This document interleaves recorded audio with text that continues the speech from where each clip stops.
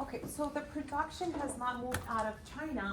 Why? Because, first of all, the decision started with Trump administration putting tariffs on the products coming from China to United States. Then it continued with Russia's invasion of Ukraine and to the COVID-19 pandemic, right? However, still today, the production is still in China. Why? Because they could not find an alternative to Chinese production, not only because of engineers that low-cost labor and engineers that they can find easily in China, but also state-of-the-art technology that they have and capacity to produce. The production capacity is very high in China. They could not find any alternative as of now, but they've been thinking about it. Now, the world economy today, so you see that the world has changed a lot due to globalization, right? We talk about it all the time. Probably you have heard that in 1970s, the world didn't look like this. We didn't have that much international trade going on, like travel between countries or technology or trade. We didn't have that. There are three main factors, drivers, that have contributed to the globalization world we see today. Those factors, I wrote them here: international institutions. I'm going to read it because I know you cannot read my handwriting. International institutions, technology, and I added my own, the collapse of Soviet Union. Now, let's talk about international institutions, which is a very important factor, by the way. International institutions, after World War I, so let's start with World War I. World War I started in 1914 and it ended in 1919. World War II started in 1939 and it ended by 1945. So in half a century, the world has seen a lot of loss of lives, finances, economic loss. At the end of World War II, countries decided they need to get together and they need to form international institutions.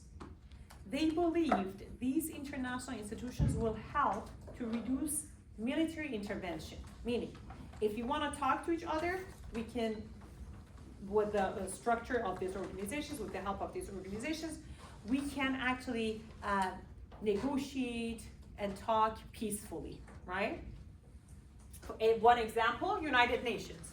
One example, right? This way, we can reduce military intervention. We're not going to attack each other. So we're hoping we send members, representatives of each country to these institutions.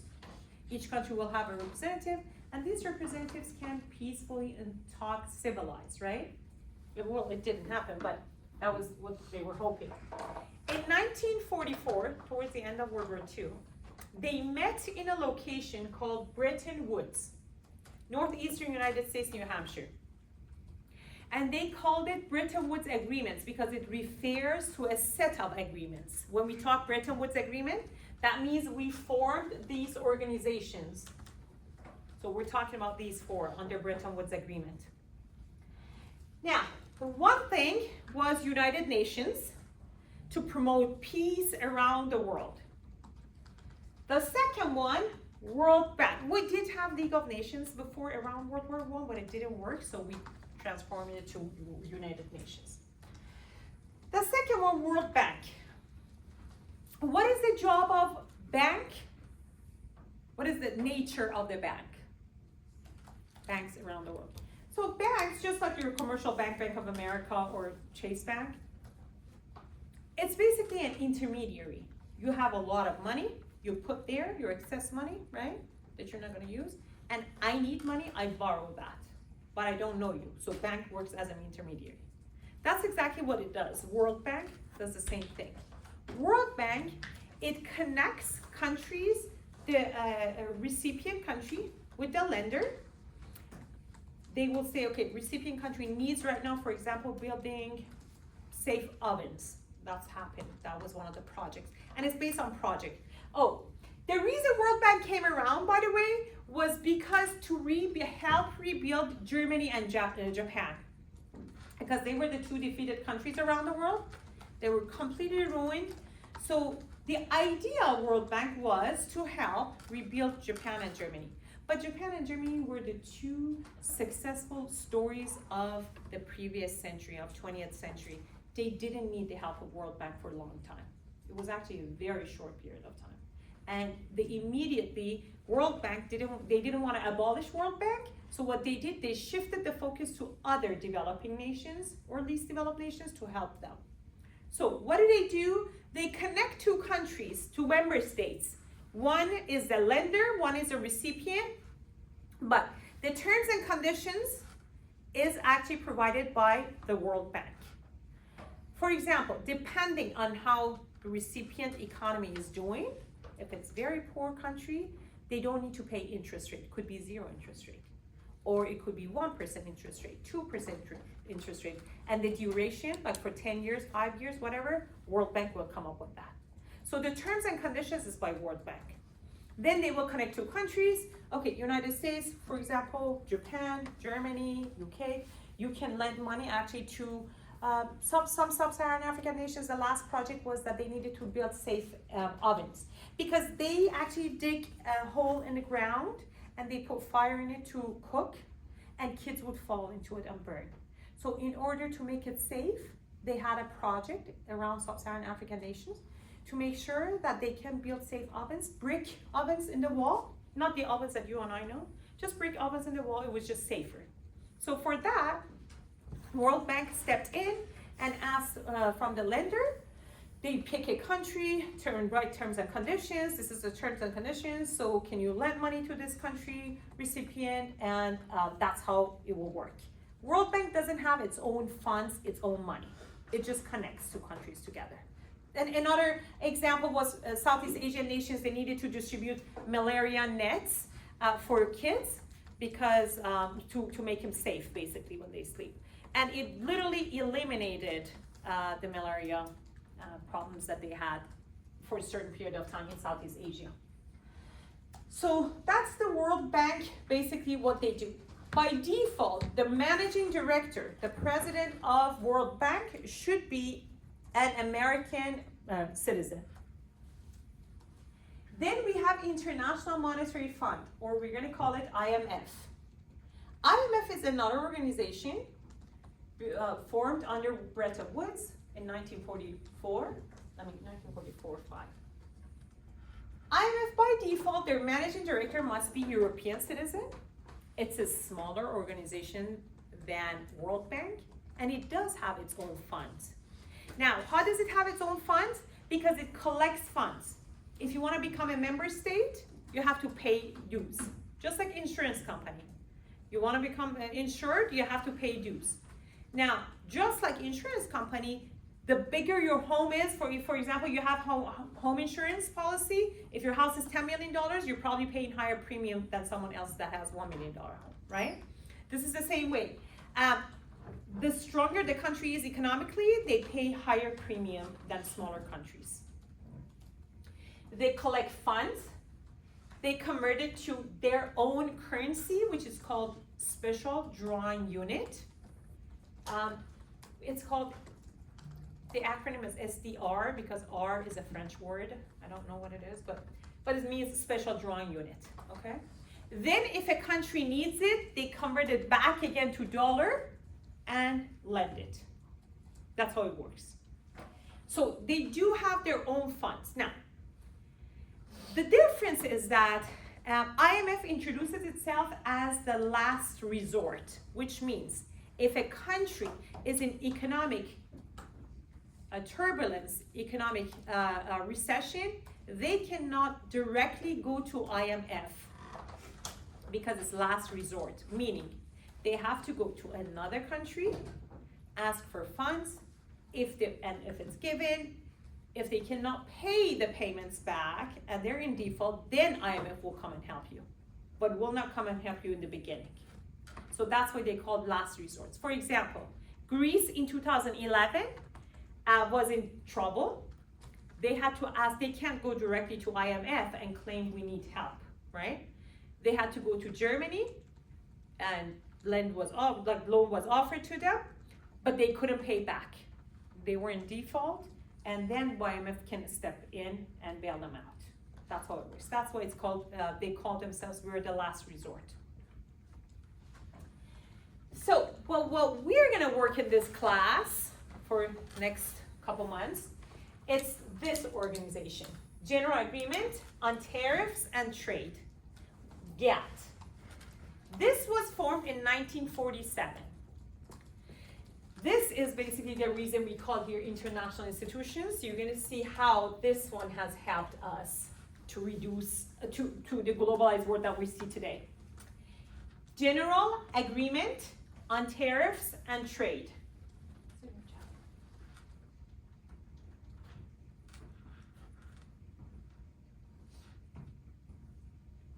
I guess not. I don't know where it is. Never mind. So it's called General Agreement on Tariffs and Trade, GATT, G-A-T-T. Now, the job of GATT was that it was believed under Bretton Woods Agreement, it was believed if we reduce tariffs, you know what tariff is? Tariff is taxation imposed on imported products. When you go to Mexico, when you bring alcohol to the country, you have to pay taxes at the border, right? Have you noticed? That's tariff. We don't call that tax because for imported product, that is tariff. You're paid to the United States government. Under NAFTA, we have removed almost 98-99% of our tariffs between Mexico and us. But alcohol is still one example that we still have to pay taxes on it. So that's why I brought up the example of alcohol. So that's called tariff. Taxes that you pay for imported items. So remember between World War I and World War II, in 1930s the United States was recession, the Great Recession, which the contributors were US stock market and the protection policies that we have. Protection policies means after World War I, countries decided, including United States, including Germany, we decided we don't want to talk to each other. We have too much fights. We're not going to talk to each other. We're not going to do trade. I'm not going to buy from you. You shouldn't be buying from me because I want to protect my own producers. That's what we call it, protection policies. I want to protect my own producers. So when you protect your own producers, you're not doing too much international trade. It leads to economic recession, right? That's why and it led to World War II, and then after World War II, we decided to go to Bretton Woods. So one of the factors we discussed on the Bretton Woods Agreement was that in order to reduce military intervention, the risk of military intervention, we better have a lot of investment in each other countries. We better have a lot of economic integrations. If you have a lot of economic integrations, just like what we have right now with Mexico, it reduces the chances of military intervention. That's what we believed at the time. So that's what this organization was, to encourage countries to trade with each other. Don't go back to before World War II, which you didn't trade with each other. You had protectionism policies. Start reducing the barriers of trade or remove the barriers of trade, and encouraging countries to remove barriers of trade, work with each other, and invest in each other's market. For example, early 1950s, we decided to purchase a lot of sugarcane land in Cuba. I mean, we lost it after Fidel Castro came over to nationalize them, but that was the encouragement, like buy lands in each other's countries, meaning investments. Reduce trade barriers so you can work with each other. Again, the idea behind it was to reduce military intervention, the risks of military intervention. So the General Agreement on Tariffs and Trade, it started in 1947. 2 years later, they came back, and then 2 years later they formed it. GATT. The one problem with GATT was that they didn't have enforcement power. If a country was not basically compliant, adhering to the policies, they didn't know what to do with it. Right now, they don't know what to do with it either, but it's just at least a slap on the wrist. In 1994, they came up with the idea of World Trade Organization. If you haven't heard of GATT, you probably have heard of World Trade Organization, WTO. So WTO is, GATT has been transformed to WTO. It's the same thing. The only difference is that WTO, now they have enforcement power because it's a basically judicial or trial system within structure within the WTO. If there is a violating party, the other party can take him to their own jurisdiction because it doesn't have an outside jurisdiction. It's within WTO. They can take him to court basically, but it's within WTO's. How it works is that like a violating party, like a plaintiff, defendants, just like actual courts, they will come, they're there, and then instead of jurors, it's a panelist of countries, representative of other countries, and they will decide. Now, let's say they all decide and they vote for a violating party. It really doesn't change that much because we do have, United States has a case opening like about 16, 17 years ago, and we lost the case and we're still just keep appealing for the case. Like nothing really happened. Do you see what I'm saying? It's just like a slap on the wrist, that's all. The case was under NAFTA, North American Free Trade Agreement, which we call them right now USMCA. Under NAFTA, we reduced tariffs between Canada, Mexico, United States. And under NAFTA, we cannot discriminate against each other's products. The US actually required Canadian hogs, pigs, livestock, to stamp them made in Canada. After they stamped made in Canada, American suppliers did not discriminate against those hogs. And we didn't buy made in Canada hogs anymore. So Canada took this matter to World Trade Organization as a member state and explained that under NAFTA, they should not discriminate my products versus their products. We lost, but we kept appealing. So that's what I'm saying. In reality, it didn't change much, but it's just a structure, like a form of process that they have applied these days. Now, one example that I want to share with you guys, for example, in 1930s that I said the barriers of trade, we started not working with each other between the two world wars, right? One example was that Germany put tariff on imported US chicken products, okay? So they said, if you want to buy, this is 1930s under Hitler, if you want to buy American chicken products, tariff is so high, let's say 60% hypothetically, right? So American chicken becomes very expensive in Germany, right? People don't buy it. They just buy German chickens. Why should they buy American chickens? No, nobody bought our products. We didn't like it. We retaliated. Usually, not always, visas and international trade tariffs is based on reciprocity. So we did reciprocate, and we said, okay, we're buying light trucks from Germany to United States, and I'm going to impose very high tariff on that one. So when the light trucks arrive to United States, light trucks today we call them SUV. So when light trucks come to United States, end up here, their prices, because we impose tariff on them, German trucks, the prices are going to be very high. Since it's very high, people will not buy your trucks. So I'm retaliating against what you did to my chicken, right, products. We did that, but guess what? After World War II, Germans removed that tariff that they put on chicken products. We still have not removed that the light truck SUV tariff. So that's why SUV is much more important and much more expensive here than in Europe. In Europe, SUV is not as expensive. Here it is very expensive. So these are a couple of examples of tariffs, what tariffs can do.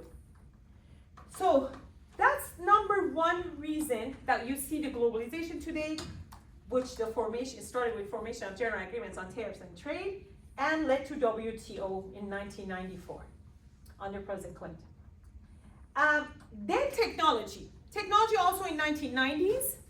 Remember we talked in the slides that I was sharing with you how in old days we couldn't talk to overseas for 4 days because Thursday, Friday, Saturday, Sunday, it was off because of the weekends that we have. only 3 days we could work with each other. Technology has closed all that gap. Because of cell phone, because of internet, people can talk, and very cheap. Many times for no fees, right? Internet and phone calls.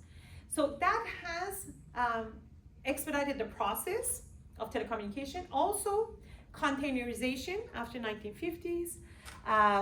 Have you watched the movies in 1900, New York port? You see that people literally manually grab the stuff from the ship, bring it out and all that. These are all before containerization. Right now, the idea of container has expedited the process a lot. So all the technology has helped us, also with the globalization as well. The third one is the collapse of Soviet Union. The collapse of Soviet Union, think about this, and they all happened in 1990s. The collapse of Soviet Union, I say that because of the consumer population. So we needed a consumer population. First of all, think about this.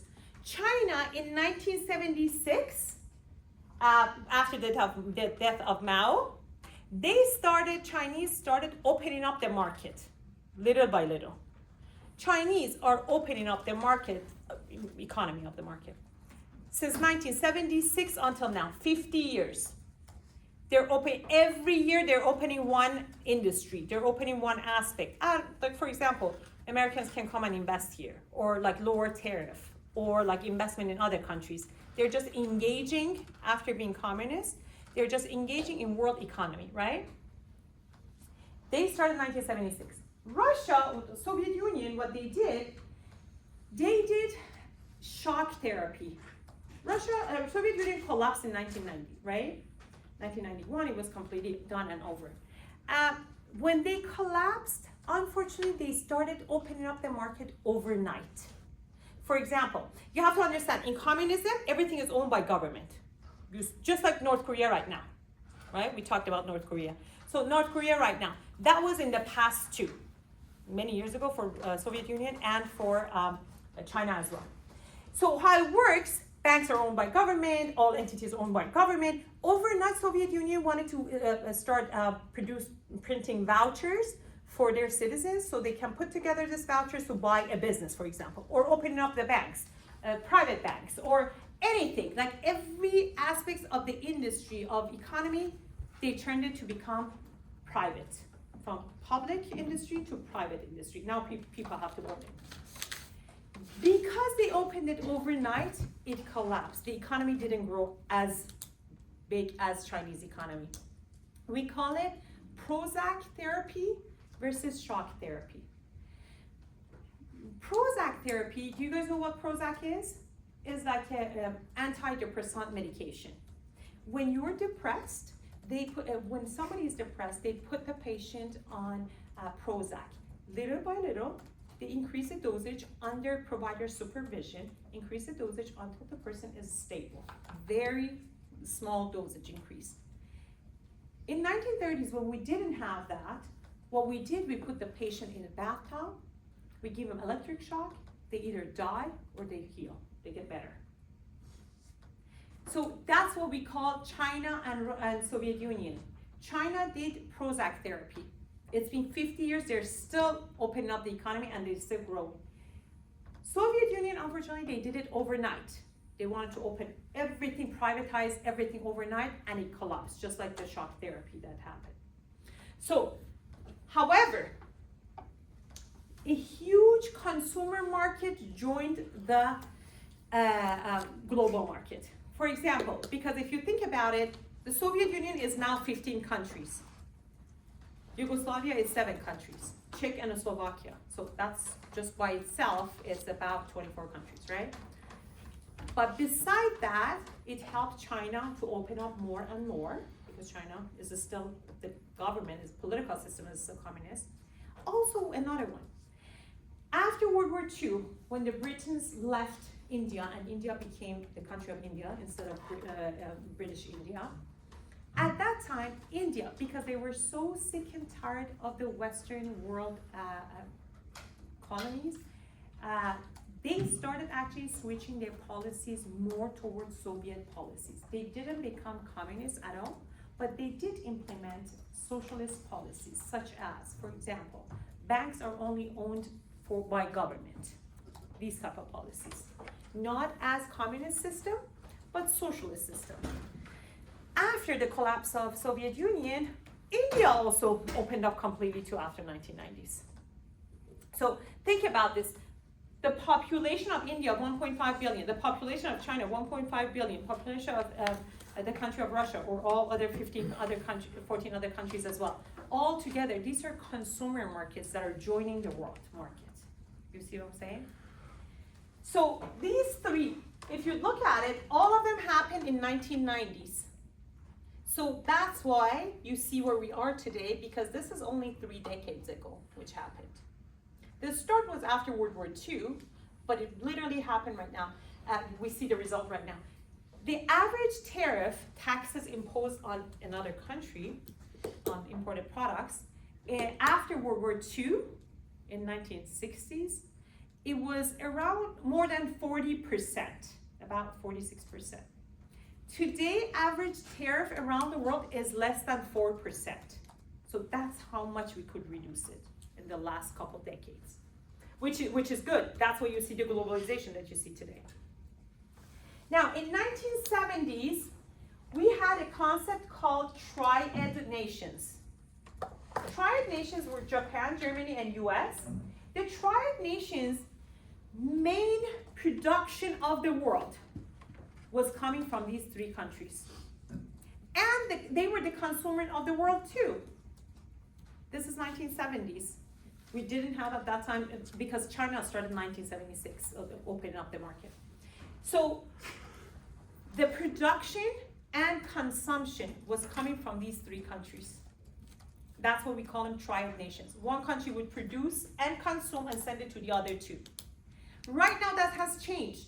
We literally don't have a lot of production, especially products coming from export of services export might be, but export of productions, products, we don't have much from these 3 countries. It's mostly from developing nations, which we're going to talk about that. So that's why we don't have the concept of Triad Nations anymore, because the world order has changed. World order, at that time, was Germany, Japan, United States. Right now, we don't have that. It's BRICS nations, and then Mint, and then N11. Now, one more thing. The difference between growing economies and developing economies, I want to mention that.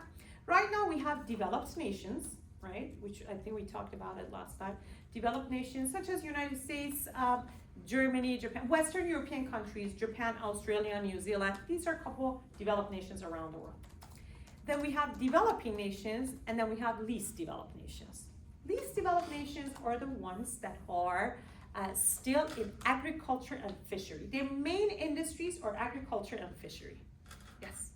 Are they not the same as third world, or not using third world? Yeah, the terminology has changed, yes. Okay. Yeah, after 1950s, yes, he's right. The terminology has changed. Developed nations used to be first world countries, developing second world countries, which at that time we used to call Eastern European countries, and then least developed nations, third world countries. We just don't use them anymore as much, like World Bank doesn't use them. So the least developed nations, again, they rely heavily on agriculture and fishery. Now, what is the developing nations? Growing economy, it means the GDP, first of all, your money you make is your salary, individuals, right? Company is revenue, country is GDP, gross domestic product, okay? But it means the same thing, literally, how much money you make, okay? So, if you make this year $50,000, and next year you're making $55,000, your income is growing, right? Same thing for all countries, including least developed nations. Their GDP might be 1 trillion, for example. I mean, that's not least developed nation. Their GDP might be 100 billion, and then next year might be 150 billion, for example, hypothetically, right? Their GDP, the income is growing, but doesn't mean they're developing nations. Developing nations is when a nation engages in a new industry. They have capacity to produce a new product or service. For example, I want to give you guys an example. Let's say a country was only capable of producing bikes, Vietnam, right? Now Vietnam is producing cars, automobiles. That is developing, because until now they were not capable of developing automobiles. But now they have a new industry added to their capabilities. Let's say they could produce cars. Now they're producing jets, commercial jets or military jets, right? That is developing. Now you're engaging in a new industry. So that's called developing nations. But all countries could be growing nations. As long as your income is growing, you could be growing, right? But it doesn't necessarily mean that you're developing. So don't confuse these two together. Now, let's go back and talk about this. So the world order has changed, right? Now, this is BRICS nations. Have you guys heard of BRICS nations? You have probably, I'm 100% sure, right? Brazil, Russia. How can you not be? Brazil, So, Russia, India, exactly. Brazil, Russia, India, and China, and South Africa.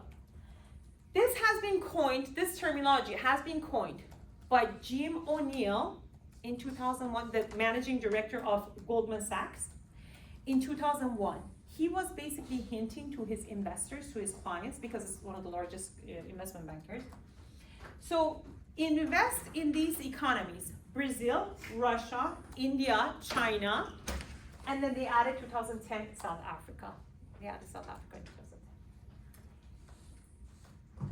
Now, in 2015, he basically said, do you guys remember me saying invest in these countries? Brazil and Russia, they disappointed me, just like children who disappoint their parents. But India and China, they made me proud. Now I'm going to give you guys another hint. For next 15 years, he said that in 2015. Invest in mint nations. What is mint? Can you guys guess what mint stands for? Nobody? M, it's Mexico. I, Indonesia. N, Nigeria. And T, Turkey. So let me give you an example. These two countries, only India and China together, they have about a little higher than 30%, almost 30%, or a little higher than 30% of the world population altogether. Just two countries. So as a company, if you have those two markets, you're almost set, right? In 2001, what was the percentage of population in India and China that they had access to cell phone? Very small. Even in the United States, not everybody had a cell phone in 2001. So very small population in India, very small, less than 5%, had access to cell phone. Today, almost, I'm not saying everybody, almost everybody has access to cell phone, right? In China, many parts of India. Think about this. We're not gonna say 1.5 billion, 1.5 billion. Let's say 2 billion together, right? Have access to cell phone. So if you would be in telecommunication industry those days, 2000, right? If you would sell your cell phones and make only $1 profit per cell phone, you would have $2 billion. You see what I'm saying? That's how much those countries grew, which is true. For the last 25 years, China helped 850 million people come out of poverty. That means 2.5 times as the United States. 2.5 times of United States population, China only helped to come out of poverty. So what do those people need? If you're poor and you're just joining middle income population, what do you need? Very basic necessities. Basic cars, I'm not saying like luxury cars, right? Vacuum, dishwasher, wash machine, because you were poor, right? Wash machine, dryer, refrigerator, something to improve your life. Furnitures, basic furnitures. So think about the consumption capacity that our companies could take advantage of. You see what I'm saying? If we would go at that time over there. So So these are the populations that are growing. India helped about 400 million people come out of poverty for the last about 10 years. So these are huge populations that need they need basic products. For example, very good example is Bangalore, India. Bangalore, India, because a lot of tech companies, they moved there because of their good education. They have good and low-cost engineers. A lot of our companies moved there. Now mom and dad both working. So since mom is making income and it's not home all the time, they need, for example, microwave to clean the house faster, vacuum, or like dishwasher, wash machine, right? So a lot of actually European, American, and also Chinese household appliance product, they move there to make sure that they can actually serve those customers. So it's a huge customer base over there.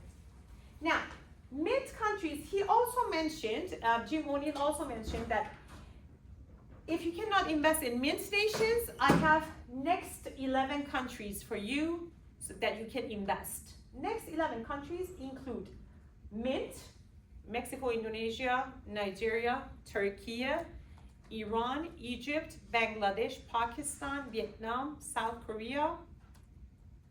I forgot the 11. Did I say Vietnam? Oh, Philippines. So that's the 11. So that's the next 11 countries that you can invest and take advantage of their economic growth and see your return on investment. Now, let's see. They also have Egypt. I just Googled. Yeah, Egypt. I said Egypt, right? I think I did. No? I didn't say Egypt. Sorry. Yeah, I know Egypt because I was counting, so I'm assuming I did say Egypt, but I didn't. So factors of productions, they are actually 3 factors of productions: human resources, land resources, capital resources. Any company or any country, they need at least one of these resources to advance, to grow and develop. For companies, we say for companies it's like human resource, capital, and their location. That's what we call for companies. For countries, we call them human resource, capital resource, and natural resources. So countries, they need to have at least one of these to advance. That's why we said next century will be African century, because they're going to have human resource.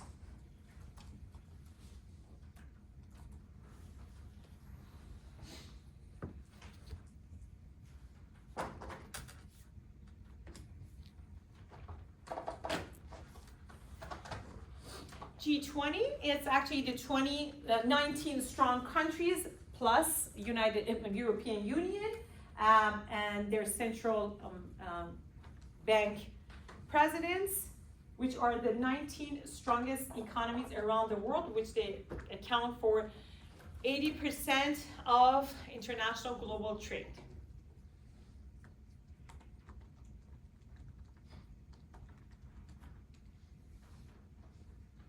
So one of the things that, again, GATT or World Trade Organization did is to encourage to invest in each other's market.